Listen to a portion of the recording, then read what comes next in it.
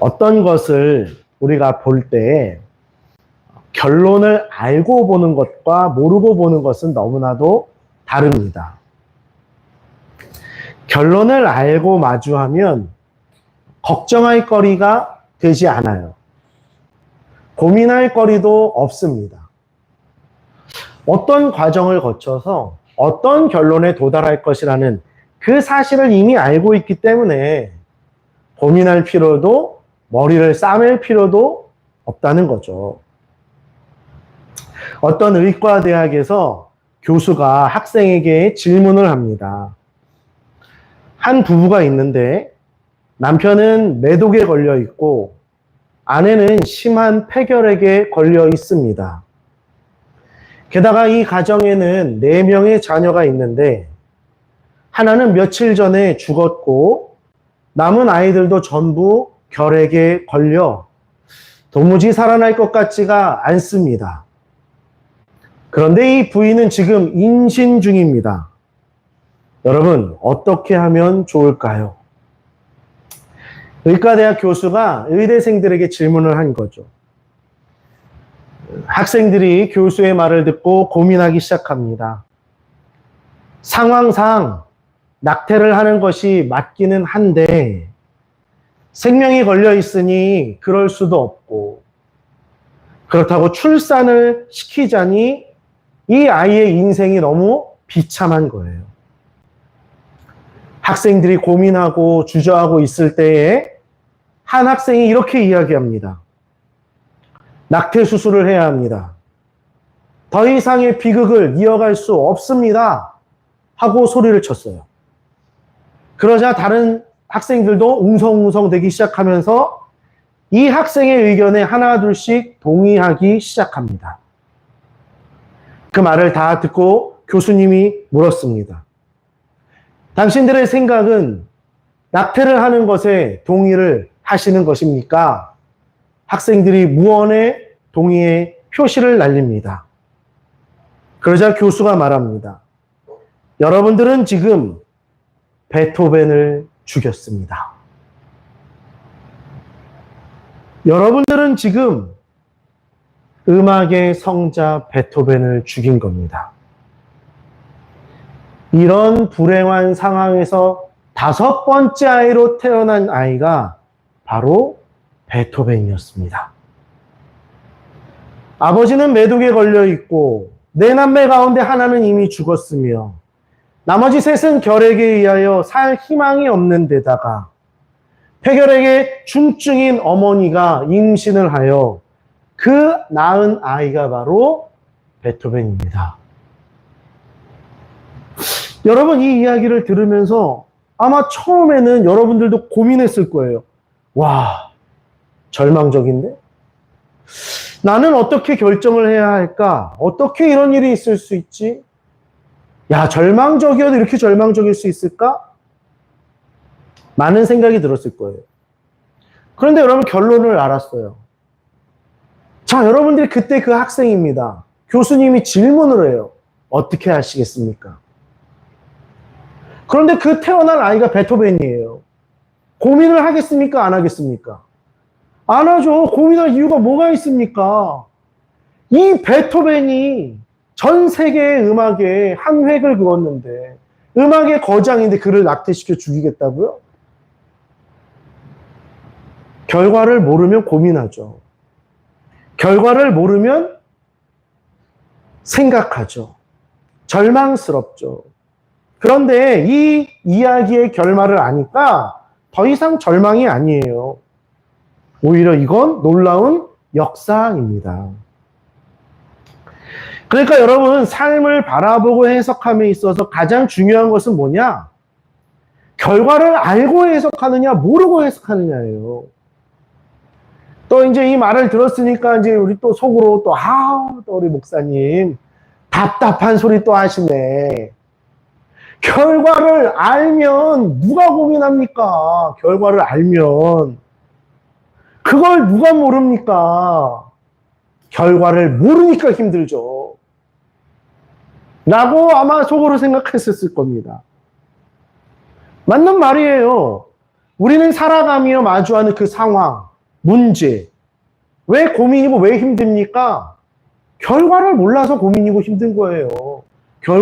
결과를 알면 우린 고민하지 않는다니까요. 이게 어떻게 끝날 것인지 결과만 알아도, 어떻게 해야 하는 건지 그 결과만 알아도 걱정하고 두려워할 이유가 없는데 우리는 그걸 모르니까 힘든 거예요. 그런데 안타까운 게 무엇이냐? 우리는 결과를 압니다. 우리는 결과를 알고 있다는 거예요. 그 결과를 책임지시는 분도 알아요. 그분이 누구십니까? 우리 하나님이시잖아요. 그런데 이게 왜 안타깝습니까? 알고는 있지만 믿지를 않아요. 알고는 있지만 믿음으로 행하지를 않아요. 그러니까 모르는 게 돼버리는 거예요. 어떻게 해야 되는지 하나님이 방법도 말씀해 주셨고 다 길을 열어주시고 다 알려주셨는데 그렇게 하지 않아요. 그대로 하지 않아요. 즉 우리가 살아가는 이유와 그런 우리의 삶을 끌고 가시는 분이 누구신지를 모르면 그분을 믿음으로 의지하여 따라가지 않으면 우리는 근심하고 걱정하고 두려워하며 살게 되어 있습니다. 우리의 삶은 언제나 위기의 연속이에요. 이거 해결하고 나면 저게 문제죠. 저거 해결하면 또 이게 문제죠. 계속해서 문제의 연속이지 이걸 문제가 아닌 걸로 바꿀 수가 없다라는 거예요. 여러분 그런 말 있잖아요. 문제를 문제로 보는 것이 진짜 문제다. 문제를 문제가 아닌 것으로 만들 수 있다면 얼마나 좋겠습니까? 우리 그러면 더 이상 고민하지 않아도 되는데, 두려워하지 않아도 되는데, 그러면 어떻게 해야겠습니까? 어떻게 하는 것이 문제를 문제로 만들지 않은 것입니까? 어떻게 하는 것이 결과대로 따라갈 수 있는 것입니까? 말씀대로 하면 돼요. 말씀대로. 여러분, 예수님께서 해답을 주셨어요. 마태복음 보니까 예수님 뭐라고 말씀하십니까? 그러므로 염려하여 이르기를 무엇을 먹을까, 무엇을 마실까, 무엇을 입을까 하지 말라. 너희는 먼저 그의 나라와 의를 구하라. 그리하면 이 모든 것을 너희에게 더하시리라. 예수님이 답을 주셨잖아요. 너희는 염려하지 말아라. 근심하지 말아라. 걱정하지 말아라. 그리고 뭐 하래요? 하나님의 나라와 의를 구하라. 그리하면 이 모든 것을 너희에게 더하시겠다라는 거예요. 다시 말할까요? 우리의 삶의 이유와 목적이 먹는 것에, 마실 것에, 입는 것에, 살아가는 것에 있지 않으면 돼요. 그럼 어디에 있어야 됩니까? 하나님의 나라에 있으면 되잖아요. 하나님의 나라에. 하나님의 나라가 우리의 사명이 되고 하나님의 나라가 우리의 삶의 이유와 목적이 되면 결과대로 가는 거예요. 결과대로. 그럼 나머지는 누가 책임지시는 겁니까? 하나님이 책임져 주시는 거예요. 하나님이 우리의 손을 붙들고 계시면 우리의 삶에 두려울 게 뭐가 있겠습니까? 우리의 삶에 걱정할 게 뭐가 있겠습니까? 문제는 뭐예요? 내가 살아가는 삶의 이유가 여전히 세상에 있는 거예요. 나의 만족에 있고 나에게 갇혀 있기 때문이에요. 여전히 내가 주인이 되어 내 삶을 이끌어 갑니다. 말씀에 순종하지 않아요. 은혜는 받아도 순종은 안 해요. 믿는다고 하지만 순종은 안 해요. 그리고 여전히 내 마음과 내 생각과 내 뜻은 어디를 향해 있느냐? 세상을 향해 있는 거예요. 나를 향해 있는 거예요. 하나님은 하나님 나라를 위해 구하라고 했는데 우리는 여전히 세상 가운데 있다니까요. 하고 싶고 갖고 싶고 보고 싶고 듣고 싶고 온갖 것들로 채우니까 잃을 것도 많고 시험에 들 것도 많고 무너지게 할 것도 많은 거예요. 그러니까 문제가 많아지는 겁니다. 하나님의 나라는 우리의 머리에만 있어요. 하나님의 나라는 나의 입에만 있어요. 그리고 진짜 하나님의 나라를 위해 살지 않아요. 그래서 문제 앞에 무너지는 겁니다. 조그만 문제가 생겨도 좌절하고 낙심하고 분노하고 정죄하는 거예요. 즉 여러분, 나의 사명이 분명하고 그 사명을 허락하신 하나님의 손에 붙들려 있으면 우리는 절대로 무너지지 않습니다. 걱정하지 마세요. 두려워하지 마세요. 우리가 진짜 걱정하고 두려워해야 할 건 무엇이냐? 그 하나님의 손에 내가 붙들려 있느냐 아니냐를 늘 점검하며 두려움으로 주님 앞에 서야 돼요. 하나님을 경외함으로 주님 앞에 서야 돼요. 주님이 우리의 인생을 책임지십니다. 여러분 보세요. 오늘 말씀에 초대교회 안에 엄청난 위기가 닥쳤습니다. 이전에 있던 위기는 위기도 아니에요. 그러나 오늘 우리가 읽은 말씀과 같이 이 위기는 그들을 무너뜨릴 수 없었어요. 왜요? 이들은 여전히 하나님 나라의 시선이 있었고 그것을 감당하게 하시는 하나님의 손이 그들을 붙들으셨기 때문에 위기는 그들을 무너뜨릴 수 없었습니다. 이 위기는 더 이상 이들에게 문제가 되지 않았어요. 스데반 사건 이후에 유대인들이요 본격적으로 핍박하기 시작합니다. 1절 말씀을 보니까 그날에 예루살렘에 있는 교회에 큰 박해가 있어 사도 외에는 다 유대와 사마리아 모든 땅으로 흩어지니라고 나와요. 3절 말씀에 사울이 교회를 진멸할 새에 각 집에 들어가 남녀를 끌어다가 옥에 넘기니라고 나와요. 그동안은 사도들이 붙잡혀서 옥에 갇히고 협박을 당하고 핍박을 당했는데 이제는 이 대상이 모든 성도들로 확대되어집니다. 스데반이 죽고 나자 유대인들이요 그리스도인들을 대대적으로 핍박하기 시작해요. 심지어는 집에까지 들어가서 다 끌어내서 옥에다 가두기 시작합니다. 결국 예루살렘 교회는요 사도들을 제외하고 모든 성도들이 사방으로 흩어집니다. 핍박을 받고 더 이상 교회에 있을 수 없어서 온 유대와 사마리아 그 모든 땅으로 흩어집니다. 그런데 여러분 그 뒤에 있는 말씀을 읽어보니까 이들이 거기로 흩어져서 뭘 합니까? 여러분 같으면 어떻게 하시겠습니까? 숨어 지내자. 이 핍박이 줄어들 때까지 잠깐 숨어 지내자. 두렵다. 일단 가자. 이게 정상 아니에요? 그런데 이 사람들이 뭘 하기 시작해요? 거기에서도 복음을 전하기 시작하는 거예요. 4절 말씀을 보니까 그 흩어진 사람들이 두루다니며 복음의 말씀을 전할세. 흩어져서 복음의 말씀을 전하기 시작하는 거예요.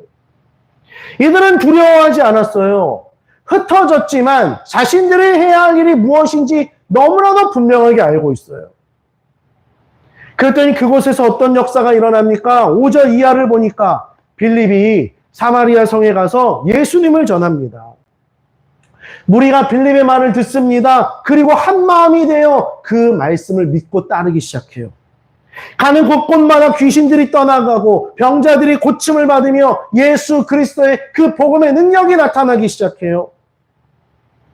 그리고 그 결과가 무엇으로 끝납니까? 8절에 그 성에 무엇이 있었대요? 큰 기쁨이 있었더라예요. 예루살렘 성에서 받은 그 핍박이 온 유대와 사마리아의 기쁨으로 바뀌었습니다. 핍박이 기쁨이 되었어요. 핍박은 흩어짐을 만들었어요. 흩어짐은 유대와 사마리아의 복음을 전하는 통로가 되었습니다. 그리고 그곳이 주 예수 그리스도로 말미암아 기쁨이 충만한 곳이 되었습니다. 여러분 오늘 말씀을 읽으면서 무엇이 느껴지지 않습니까? 오늘 이 말씀 읽으면서 뭐가 생각나는 거 없습니까?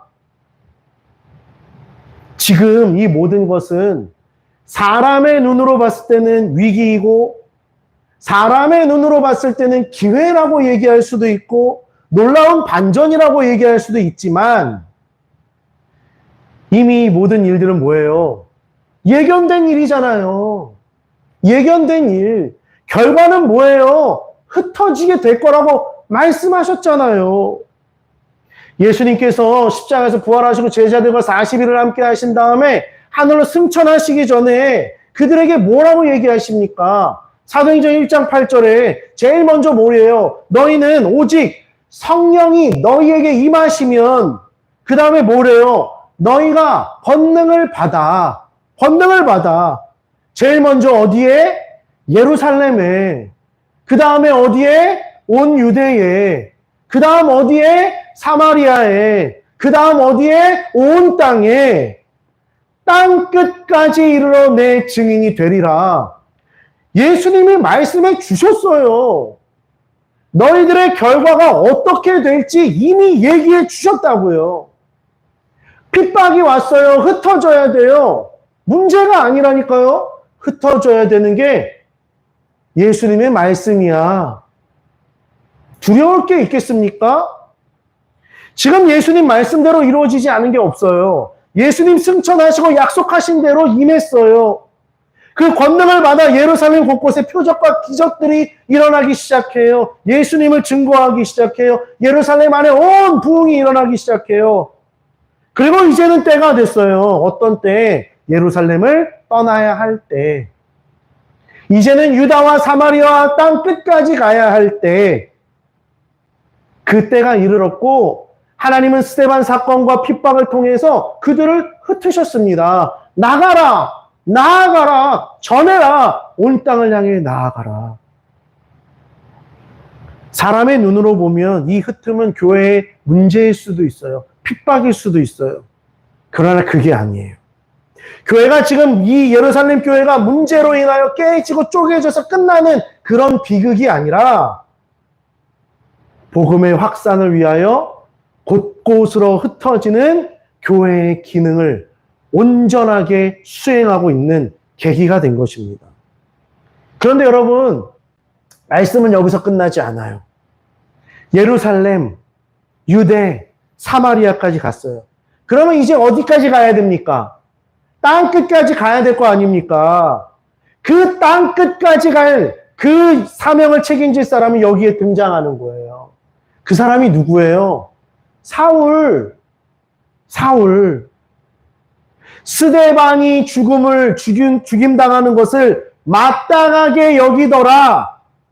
오늘 말씀의 시작 아닙니까? 사울은 그가 죽임당할 때에 마땅히 여겼대요. 그리고 뭐예요? 온 집안 곳곳을 다니며 핍박하기 시작했대요. 그런데 그 사람이 누구래요? 어떤 사람이에요? 땅 끝까지 책임질 사람이라는 거예요. 이 비극을 초래했던 그 사람을 하나님께서는 이미 땅 끝으로 보낼 준비를 하고 계신 거예요. 저 사람이 우리를 핍박했습니다. 저 사람이 우리를 이렇게 만들었습니다. 비난할 사람이 아니라니까요. 하나님은 이미 준비시키고 계셨어요. 하나님이 이미 그를 준비시키시고 땅 끝으로 보내요. 우리 나중에 보겠지만 그는 나의 나라를 위하여 나의 의를 위하여 어떠한 사람이라 핍박받을 자라고 하나님 말씀하세요. 정하고 나의 나라를 위하여 나의 의를 위하여 핍박받을 자라고 얘기하세요. 준비되고 자기가 핍박하고 있지만 이제 복음으로 말미암아 핍박받을 자로 하나님 바꿔가실 거라는 거예요. 오늘 이 8장의 말씀을 묵상하고 준비하면서 너무나도 감격스러운 거예요. 하나님의 말씀과 일하시면 어쩜 이렇게 완벽할까? 내가 만약 그 자리에 있었다면, 그 예루살렘 성도들이었다면 나는 어떻게 생각했을까? 내 눈에 이 교회의 문제를, 핍박들을 보며 더 이상 소망이 없을 것 같아 보였는데 예수님을 믿는 자들 감옥에 다 갇히고 교회는 핍박으로 흩어졌고 모든 것이 다 무너졌다라고 생각할 것인데 말씀을 보니 하나님은 천만에라고 말씀하시는 거예요. 이 모든 일은 하나님께 비극이 아니었다라는 거예요. 사람의 눈에는 비극으로 보일 수 있으나 하나님께는 너무나도 당연했다는 거예요. 하나님의 말씀은 계속해서 이루어지고 있습니다. 하나님의 말씀은 지금도 계속해서 그 역사하고 계세요. 거기에 이들이 자신들의 사명을 잊지 않았던 거예요. 하나님의 그 역사 속에 이들은 자신들이 왜 살아야 하는지를 잊지 않았다라는 거예요. 하나님의 나라를 전하고 복음을 전파하며 때를 얻든지 못 얻든지 그곳에서 힘을 다해 주님을 전했습니다. 그게 나의 사명이요 내가 살아가는 이유다. 그래서 하나님의 역사를 써갈 수 있었던 거예요. 그렇다면 여러분 과연 우리는 하나님의 이 역사는 지금 우리까지 이어져 오고 있어요. 하나님의 역사는 끝나지 않았습니다, 여러분. 이어져 오고 있어요. 그때 받았던 이 복음이 수천 년을 지나치고 우리한테 왔잖아요. 그때의 복음과 지금 복음이 다릅니까? 똑같아요. 똑같아요. 하나님의 역사는 지금도 쓰여지고 있다라는 거예요. 그런데 우리는 과연 이 역사를 지금 이어가고 있는가 하는 거예요. 과연 나는 하나님의 사명자인가 하는 거예요. 나는 내 삶의 이유와 목적을 잊지 않고 있는가 하는 거예요. 여러분, 우리는 사명을 놓쳤어요. 살아가야 할 이유도 놓쳤어요. 하나님께서 나를 보내신 곳에서 이 사명을 감당해야 하는 자리다 라는 그 인식을 하지 않으며 살아가요. 하나님 우리를 직장에 보내셨어요. 사업장에 보내셨어요. 가정에 보내셨어요. 삶의 터전으로 보내셨어요. 왜요? 사명을 감당하라고 보내셨다니까요. 사명을 감당하라고. 아이들을 양육하고 일을 하고 교회에 모이고 흩어지는 그 이유를 우리는 잃었다고요. 여러분 살아가는 그 하루의 시간 속에 이곳이 나의 사명을 감당하는 자리입니다 라고 생각하고 살아가시는 분 계십니까? 이 가정이, 이 직장이, 이 사업이, 이 만남이 하나님의 사명을 감당하기 위한 곳입니다 라고 생각하며 살아가냐고요. 우리는 이렇게 살아가죠. 그냥 가야 하니까, 돈 벌어야 하니까, 살아야 하니까, 일해야 하니까, 아이들 공부 열심히 시켜서 좋은 대학 보내야 하니까, 사람들 만나서 즐겁게 놀아야 하니까, 이미 우리의 마음과 중심은 그 이유와 목적이 다 틀어졌다고요. 없어요. 이 이유와 목적과 사명이 없어요. 그러니까 삶에 조그만 문제가 터지면 내 생각대로 되지 않으면 어려움이 오면 우리는 삶을 비극적이라고 얘기하는 거예요. 아우 이놈의 인생 왜 나한테만 이렇게 하나님 왜 나만 이렇게 인생을 살아야 됩니까? 안 보여요? 이게 안 보여요? 이게 우리의 반응 아닙니까? 사명을 가진 자, 삶의 이유와 목적을 가진 자들은 그때 기도해야 돼요. 하나님, 지금 나에게 무엇을 원하고 계십니까? 하나님, 이 순간 내가 무엇을 해야 하겠습니까? 하나님, 이 상황 속에서 나에게 어떤 것을 말씀해 주시기를 원하십니까? 이 기도가 나와야 된다고요. 이 기도가. 사명이 없으니까 삶의 이유와 목적이 사라지니까 문제 안에 갇히는 거예요. 내 눈에 보이는 삶의 현상 안에 갇히는 거예요. 아이들이 가끔 이야기합니다. 그리고 저는 그 아이들에게 항상 이것을 늘 강조합니다. 가끔 물어요. 왜 공부해야 돼? 왜 공부해야 돼? 어렸을 때 저도 늘 하던 질문이었어요. 왜 공부해야 돼? 이 질문에 아무도 답을 주지 않았어요. 그런데 주님을 만나고 말씀을 보고 기도를 하고 진짜 신앙생활을 하루하루 하기 시작하면서 알게 되었어요. 왜 해야 되느냐? 하나님을 위해서 하는 거예요. 하나님을 위해서. 내 모든 삶이 하나님을 위해서라는 이 명제로 시작하면 모든 의문이 다 풀려요, 여러분. 그래서 아이들에게 얘기합니다. 하나님을 위해서 공부하는 거야. 지금 너희가 대한민국이라는 나라 안에서 지금 이 나이에 이 시기를 보내고 있는 것은 공부하라고 하나님이 그 자리에 주신 거야. 공부하라고. 곧 너희의 사명이라는 뜻이야. 사명으로 해. 사명으로. 만약 너희가 이 마음으로 하나님 앞에서 최선을 다해 공부를 했는데 결과가 좋지 않다. 걱정하지 마. 걱정하지 마. 하나님이 니들 책임지실 거니까. 하나님이 네 인생들 다 붙들고 계시니까 걱정하지 마. 이것만 분명하다면 근심하지 않아도 돼. 걱정하지 않아도 돼. 절대로 좋은 대학이, 좋은 직장이, 돈 많이 버는 것이, 너만 잘 먹고 잘 사는 것이 목적이 되어서는 안 된다. 그게 바로 패망의 길로 접어드는 가장 빠른 길이다. 마찬가지예요.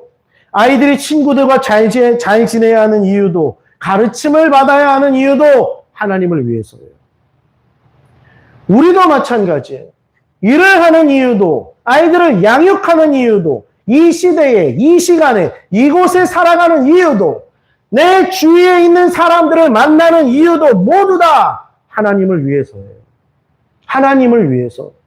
내가 하는 말 하나하나, 나의 행동 하나하나를 통해 복음을 전파하라는 거예요. 주 예수 그리스도 안에 구원이 있음을 전하라는 거예요.